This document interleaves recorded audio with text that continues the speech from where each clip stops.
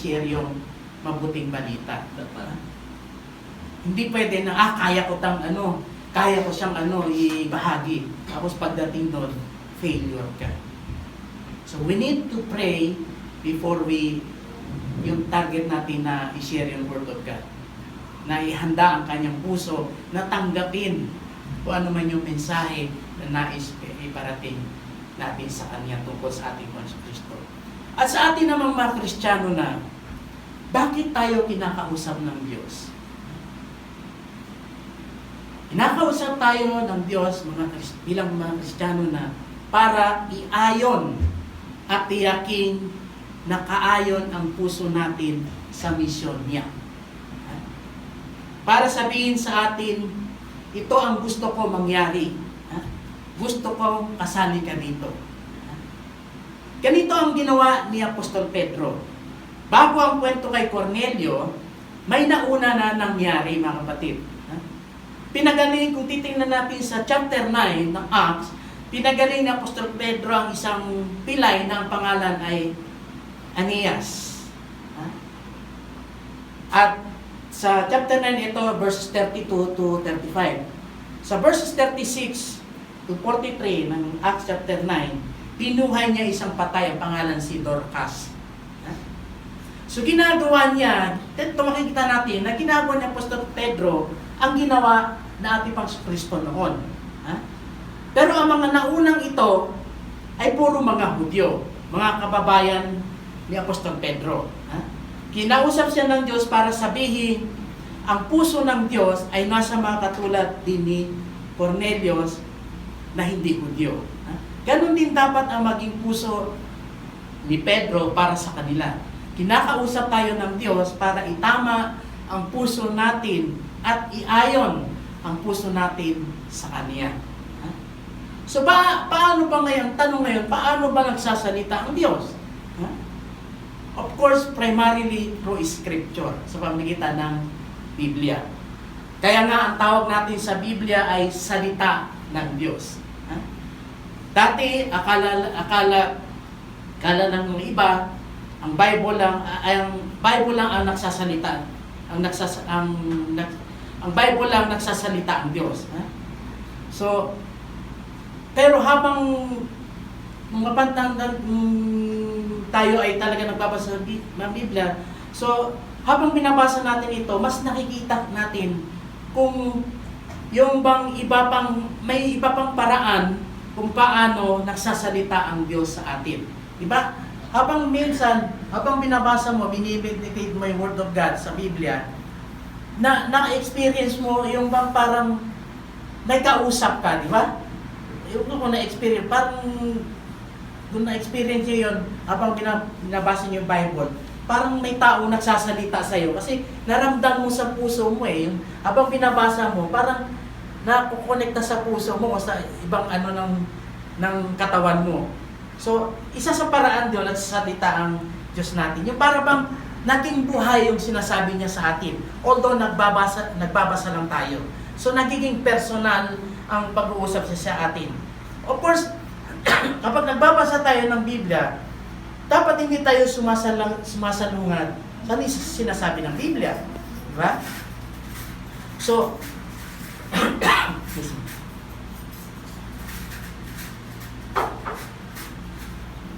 isa sa primarily nagsasalita ang Diyos sa atin through Scripture. Pangalawa, through the Holy Spirit.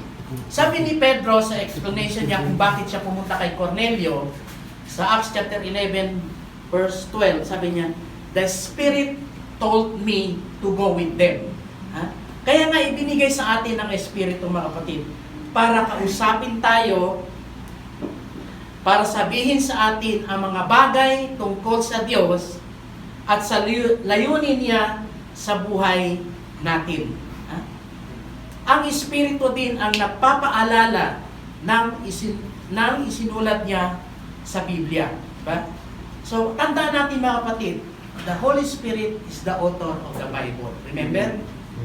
Kaya, siya yung nagpapaalala sa atin. Kaya sabi nga ni lagi sa tuwing pagtitipon sa amin, paano kayo, bawa, may pagtitipon, sharing. Paano nga man paalalahanan sa iyo yung mga salita niya kung hindi nga naman tayo nagbabasa? Halimbawa, nag-sharing tayo, meron tungkol sa isang topic. Alam mo na meron nakasulat sa Biblia niyan. Kaso, hindi mo alam kung saan. Bakit? Kasi hindi mo binabasa. Ba? Mahirap na naman paalala sa iyo ng Diyos yung salita niya na i-share mo sa iba kung hindi mo nga naman nagbabasa ang kanyang salita. Di ba? Parang sa school, kukuha ka ng exam, hindi ka nag-review. Paano mo sasagot yung tanong, hindi ka nag-review? Mopia. Pag nag-share ng salita, pwede pa mangopya? Paano po yung ka-sharing mo, hindi din nagbabasa? Paano ka mangopya doon? Popultin. Pati pangalan ko pa yun. Ha? Wala din. Pati pangalan, sinusulat eh. Sa exam, pwede kumopya, pero pag sa sharing, hindi. Diba? So, yun ang nagpapaalala sa atin. Nagsasalita ang Diyos through the scripture, primary, unang-una, then through the Holy Spirit. Siya nagpapaalala sa'yo. Kaya, sabi dito, kailangan natin basahin ang Biblia para ang Espiritu magpapaalala sa'yo kung ano yung dapat mo i-share. Wala nang puntos, negative 10 pa. Halimbawa, walang laman ng butak mo tungkol sa salita ng Diyos, paano mo naman ba i-share sa iba?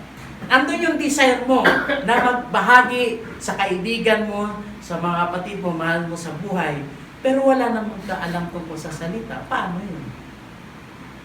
Diba? So, kaya dito sa yung eksena ito, alam na ni Pedro, kaya sinagot niya si Cornelio. Kasi pinaalala sa kanya ng banal na Espiritu Santo. Diba?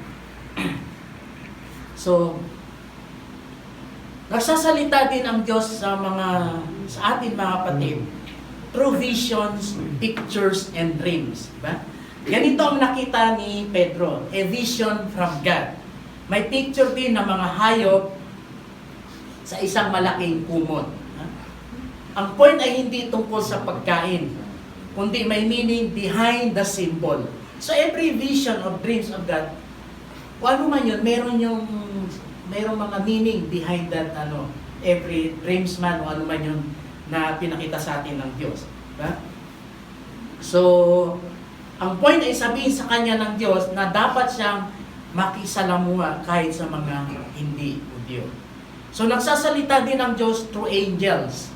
So, kay Cornelio, may pinakita ring vision ang Diyos. Diba?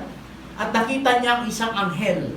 Ang mga anghel, mga kapatid, sila din ay mga mensahero galing sa Diyos. May mensaheng ibinigay ng anghel kay Cornelio na galing sa Diyos. At saan pa nagsasalita ang Diyos? Through His messengers and preachers. Ang pamilya at mga kaibigan ni Cornelio ay tumanggap ng salita ng Diyos. Sabi sa chapter 11 ng Acts verse 1, receive the word of God. Sino ang naghatid sa kanila ng balita? Diba? Hindi na ang anghel, kundi si Pedro. Ito ang itinalagang paraan ng Diyos para kausapin ang mga tao tungkol kay Kristo sa pamamagitan ng church. God speak to us, He also speaks through us. So isa pa, nagsasalita ang Diyos through the body, the church. Ang narinig ni Pedro mula sa Diyos ay na-confirm din ng mga ibang mga believers. So, nakita natin na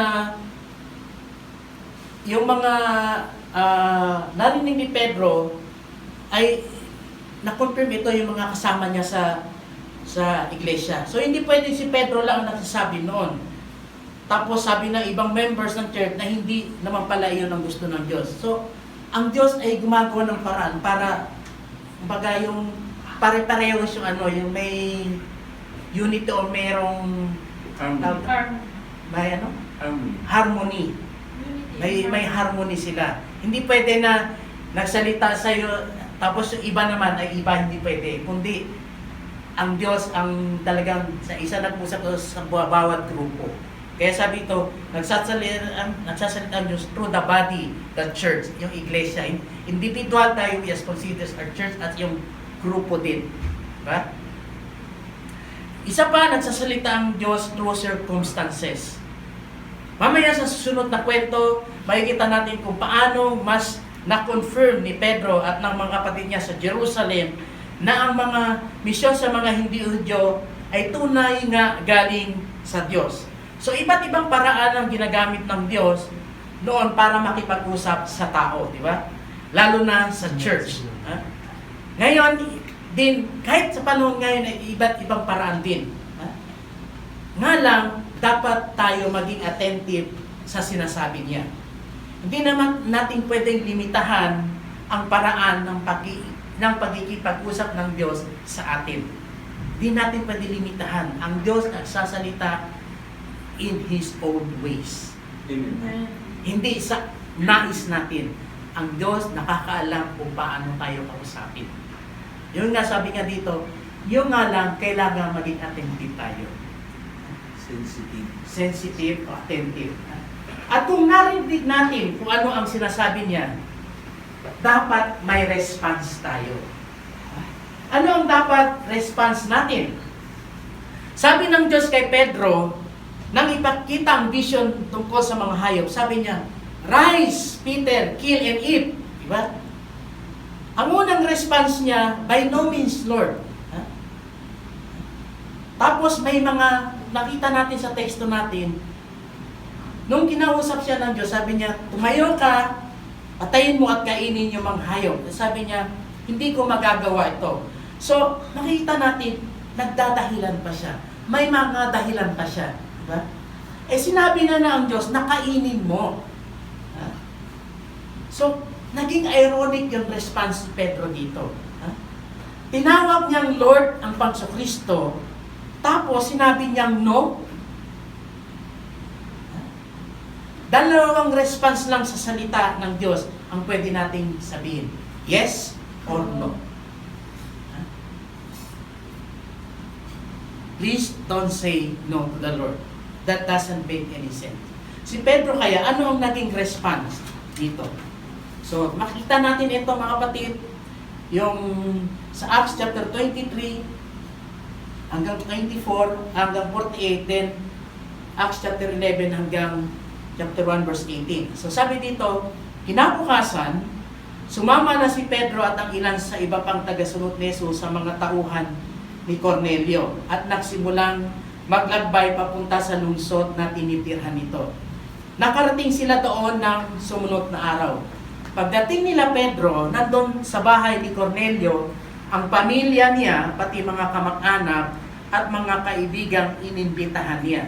So makita natin, nung pumunta na si Pedro, handa na yung pamilya ni Cornelio. Hindi lang pamilya niya, pati mga kaibigan. Ha? So nagsalita si Pedro, "Alam ninyong labag sa tradisyon naming pumasok sa bahay ng mga hindi Hudyo. Pero ipinakita sa akin ng Diyos na hindi ko dapat isiping marumi ang sinuman. Kaya pumunta ako rito. At ngayon, gusto kong malaman kung ano ang sadya niyo sa akin." Ikinuwento sa kanya ni Cornelio ang mga sinabi sa kanya ng anghel. Sinabi pa niya, "Sinabi sa akin ng anghel na ipasundo kita dahil ikaw ang magsasabi kung paano ako maliligtas at ang aking buong pamilya. Kaya ngayon, naghihintay na kaming marinig kung ano ang mensahe ng Diyos sa amin." Sumagot si Pedro, "Kitang-kita ko na walang pinapaboran ang Diyos. Sa anumang lahi, tinatanggap niya ang sinumang may takot sa Kanya at gumagawa kung ano ang mabuti." Sinabi pa ni Pedro sa kanila ang tungkol sa mabuting balita ni Jesus, kung paano mapapatawad ang kasalanan ng lahat ng sasampalataya kay Jesus. So habang nagsasalita pa si Pedro, dumating ang Espiritu ng Diyos at pinuspos ang lahat ng nakinig sa mensahe niya. Nagpuri silang lahat sa Diyos at nagpabautismo kaagad. Sina Pedro naman ay nanatili sa bahay ni Cornelio ng ilang araw. Agad na nakarating sa iba pang mga apostol at mga tagasunod ni Jesus ang balitang pati mga hindi Hudyo ay tumanggap na sa mensahe ng Diyos. Pero pagbalik ni Pedro sa Jerusalem, mayroong ilang mga kasamahan nila ang pumuna sa kanya at sinabi, pumasok ka sa bahay ng mga hindi Hudyo at kumain ka pang kasama nila. Ikinuwento naman ni Pedro sa kanila ang lahat ng nangyari. Sabi niya, kung ganon ang gustong mangyari ng Diyos, sino ba naman ako para hatlangan siya? Nang marinig nila ang paliwanag ni Pedro, hindi na sila sumalungat pa at nagsimula silang magpuri sa Diyos. Sabi nila, kung ganon, ibinigay din ng Diyos sa mga hindi Hudyo ang tunay na pagsisisi para makatanggap din sila ng buhay na walang hanggan. Purihin ang kanyang masalita. So kaya mapalad tayo mga kapatid, na pati tayo mga hindi Hudyo, mga hentil, ay binigyan ng pagkakataon ng Diyos na tumanggap ang buhay na walang hanggan sa pamamagitan ng ating Panginoon Kristo. So dito sa nakita natin, kanina narinig nila yung God's voice. Dito, nagkaroon sila ng responding to God's voice. Diba? So kapag ang Diyos na ang nagsasalita, wala nang ibang tamang response maliban sa pagtitiwala at pagsunod sa Kanya. Sabi nga ng isang Christian author, to listen to God is to obey Him. Hindi ka talaga nakinig sa Kanya kung hindi mo sinunod kung ano ang gusto Niya. Tandaan natin mga kapatid sa pakikinig sa Diyos kung sino siya. Sa pakikinig sa salita ng Diyos, alamin natin na He is our God and we are not. He is our Father and we are His children. Amen? He is our Lord and we are not. So what does it mean to follow Him in obedience? Paano natin nakita sa story natin ngayon ito? Yung obedience. Paano ang naging response nila? So ang naging response nila, una, following God's way, not opposing God. Sumunod sila, hindi sila sumalungat. Diba? Noong unang narinig niya ang sinabi ng Diyos, ayaw niyang sumunod. Pero sinabi sa kanya na pwede na niyang kainin ang nilinis ng Panginoon.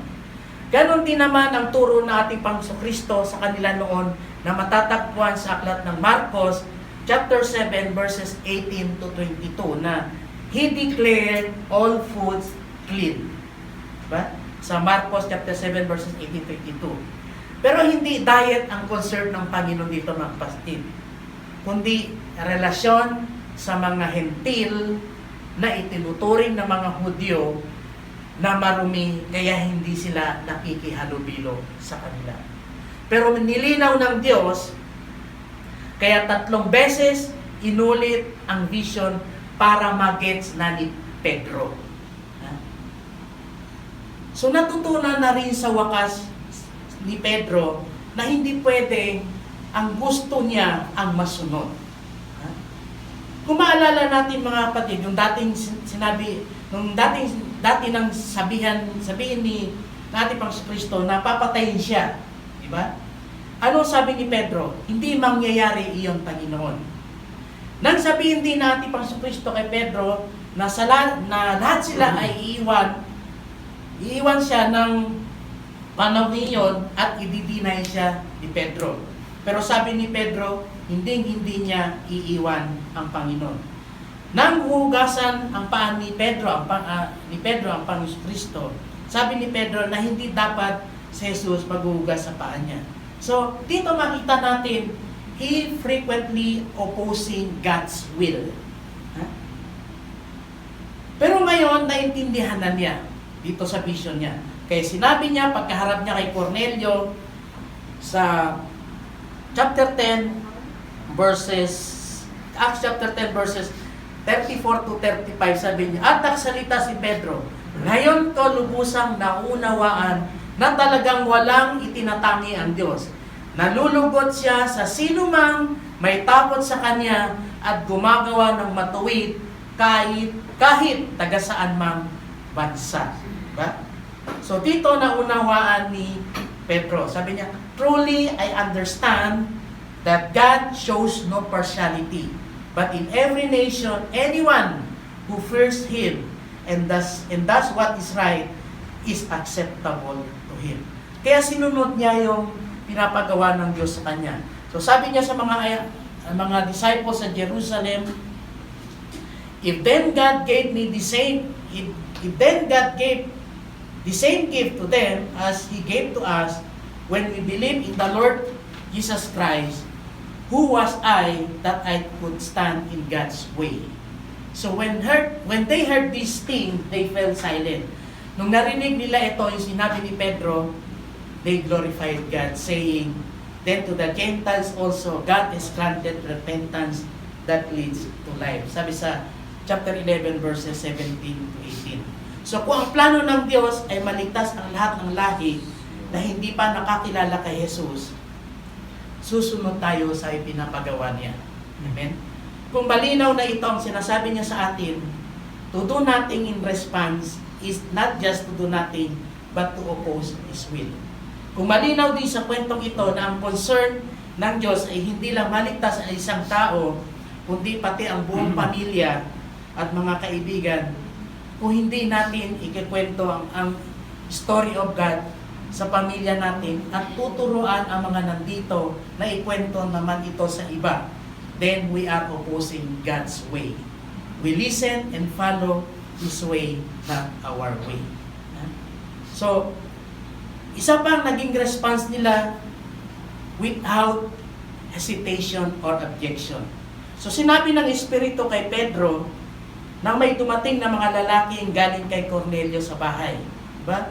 Ano sabi na sa verse 10, chapter 19 to 20, sabi dito, pinag-isipan pa ni Pedro ng kahulugan ng pangitain ng sabihin sa kanya ng Espiritu.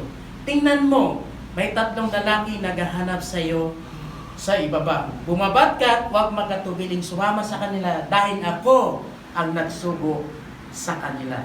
So, dito makita natin without hesitation. Wala nang excuses. Wala nang patumpik-tumpik pa dito ginawa ni Pedro, kundi sunod kaagad. Hindi na nagkatubili pa si Pedro, kundi sumama siya kaagad. Ba? At pagpunta niya kay Cornelio, sabi niya sa chapter 10 verse 28 to 29, sinabi niya, alam naman ninyo na bawal sa isang Hudyo ang makihalubilo o dumalaw sa isang hindi Hudyo. Subalit, ipinakita sa akin ng Diyos na wala akong dapat ituring na marumi at di karapat-dapat pakitunguhan. Kaya nang ipasundo ninyo ako, hindi ako nagkatubiling sumama. Nais kong malaman kung bakit ninyo ako ipinasundo. So kapag Diyos na ang nagsalita, mga kapatid, wala nang objection, walang negotiation dito. Kahit pa against sa traditional way of doing things. So isa pa sa response nila, even if it goes against tradition. Nang sabihin niyang unlawful, hindi ibig sabihin labag sa kautusan ng Diyos, kundi sa tradisyonal na pagkaintindi nila sa kautusan. Kasi mali yung pagkaintindi nila. Hindi naman sinabing bawal pumasok sa bahay ng mga hindi Hudyo. Hindi pa rin madali para sa kanila ang pinapagawa ng Diyos. Kasi nandun yung countercultural nila, yung nakasanayan na nila na bawal sila makihalubilo sa hindi Hudyo. So hindi naman tayo, para sa atin, para kay Pedro, para sa atin, hindi naman tayo bilang mga Kristiyano makikinig sa tao, di ba? We must obey God rather than men or our tradition. Kapag ginawa natin iyon, may mga kukontra. Pero hindi bale, susunod pa rin tayo. Ganun ba tayo? Kapag ginagawa natin yung dapat na ayon sa Biblia, pero may kumukontra, sinusunod ba natin o sinusunod natin sila? Siyempre ang Diyos. Kaya sabi nito, we rather sundin, obey God rather than man and tradition. So yun pagkatanda natin kasi tayo mga OFW, meron tayong malaking laban pag nakauwi na sa Pilipinas. Yun ang nagiging ano. Dito, komportable tayo kasi hindi naman tayo lagi lumalabas, sa bahay lang. Tapos pag pupunta dito, okay lang. Puro mga kapatid na ng kasama natin. The time na uwi na tayo, andun na. Lalo na yung mga sa probinsya o mga ninuno natin, mga kamag-anak natin, nandun na talaga. Kapit na kapit sa pagkakatoliko. Kapag nag-share ka na, wala na. Tapos, iyayain ka pa, "Hey, halika na, may prosesyon doon, sama ka." Diba? "Halika, may piyesta doon. Punta tayo doon." Diba? Yung mga tradisyon na wala naman sa Biblia, which is against the will of God. Minsan, pag hindi tayo handa, natatangay tayo, di ba? Kaya dito, tandaan natin na ang response natin, if it goes against tradition, andun pa rin tayo sa sinabi ng Diyos. Hindi, di bale, magalit sila sa iyo, basta ikaw, patuloy lang.